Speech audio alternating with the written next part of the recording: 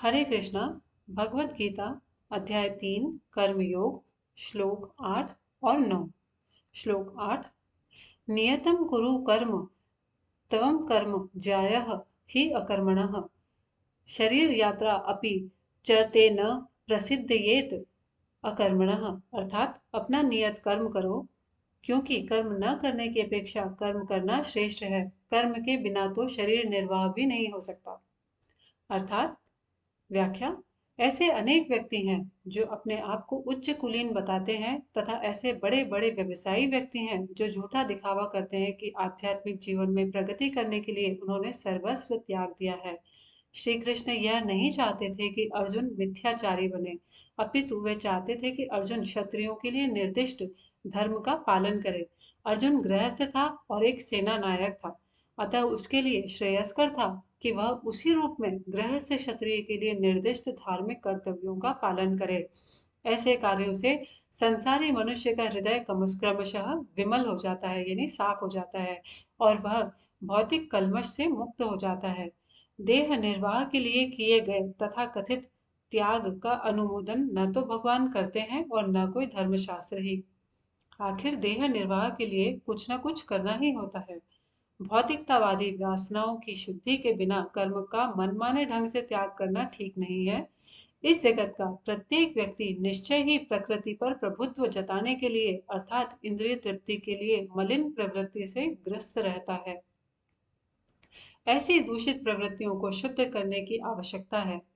नियत कर्मों द्वारा ऐसा किए बिना मनुष्य को चाहिए कि तथाकथित आध्यात्मवादी बनने तथा सारा काम छोड़कर अन्यों पर जीवित रहने का प्रयास न करे।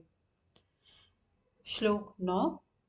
यज्ञ अर्थात कर्मणः अन्यत्र लोकः अयम कर्म बंधनः तत् अर्थम कर्म कौन्तेय मुक्त संगः समाचर। अर्थात श्री विष्णु के लिए यज्ञ रूप में कर्म करना चाहिए, अन्यथा कर्म के द्वारा इस भौतिक जगत में बंधन उत्पन्न होता है। अतः हे कुंती पुत्र, उनकी प्रसन्नता के लिए अपने नियत कर्म करो, इस तरह तुम भव बंधन से हमेशा मुक्त रहोगे। व्याख्या। चूंकि मनुष्य को शरीर के निर्वाह के लिए कर्म करना होता है, अतः विशिष्ट सामाजिक स्थिति तथा गुण को ध्यान में रखकर नियत कर्म इस तरह बनाए गए हैं कि उस उद्देश्य की पूर्ति हो सके। यज्ञ का अर्थ भगवान विष्णु है। सारे यज्ञ भगवान विष्णु की प्रसन्नता के लिए हैं। वेदों का आदेश है यज्ञो वै विष्णु। दूसरे शब्दों में, चाहे कोई निर्दिष्ट यज्ञ संपन्न करे या प्रत्यक्ष रूप से भगवान विष्णु की सेवा करे, दोनों से एक ही प्रयोजन सिद्ध होता है। अतः जैसा कि इस श्लोक में कहा गया है, कृष्ण भावनामृत यज्ञ ही है। वर्णाश्रम धर्म का भी उद्देश्य भगवान विष्णु को प्रसन्न करना है। अतः भगवान विष्णु की प्रसन्नता के लिए कर्म करना चाहिए।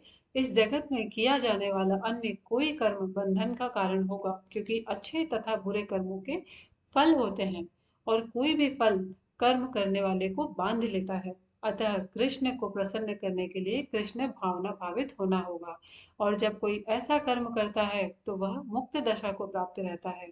यही महान कर्म कौशल है, और प्रारंभ में इस विधि में अत्यंत कुशल मार्गदर्शन की आवश्यकता होती है। अतः भगवत भक्त के निर्देशन में या साक्षात भगवान कृष्ण के प्रत्यक्ष आदर्श के अंतर्गत, जैसा अर्जुन को कर्म करने का अवसर मिला था, मनुष्य को परिश्रम पूर्वक कर्म करना चाहिए। इंद्रिय तृप्ति के लिए कुछ भी नहीं किया जाना चाहिए, अपितु हर कार्य कृष्ण की प्रसन्नता या तुष्टि के लिए होना चाहिए। इस विधि से न केवल बंधन से बचा जा सकता है, अपितु इससे मनुष्य को क्रमशः भगवान की वह प्रेम भक्ति प्राप्त हो सकेगी जो भगवत धाम को ले जाने वाली है। हरे कृष्णा। इस वीडियो में और इस चैनल के बाकी सभी वीडियोस में भक्ति वेदांत स्वामी प्रभुपाद द्वारा लिखी गई भगवत गीता यथारूप को पढ़ा गया है।